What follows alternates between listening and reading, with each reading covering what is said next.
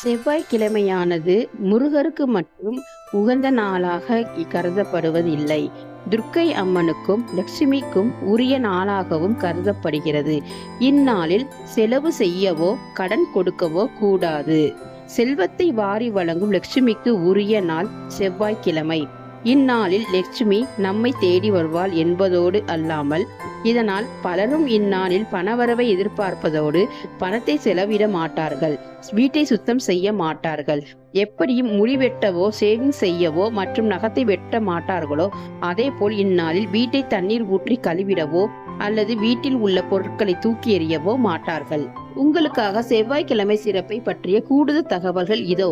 பெயர், புகழ், செல்வம் என்பட செவ்வாய்க்கிழமை செய்ய வேண்டிய புனித நூல்கள் கூறும் எளிய ரகசிய பரிகாரம்.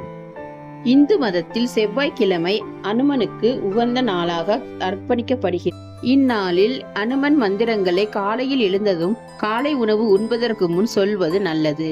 மேலும் இந்நாளில் வெளியே செல்லும் முன் வாயில் சர்க்கரை அல்லது வெல்லம் சிறிதை சாப்பிட்டு செல்லுங்கள். இதனால் அனைத்து காரியங்களும் நன்மையாகவே அமையும்.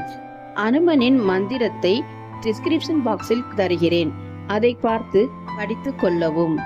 ஓம் ஆஞ்சநேயரே நமக. ஓம் வாயுபுத்திரரே நமக.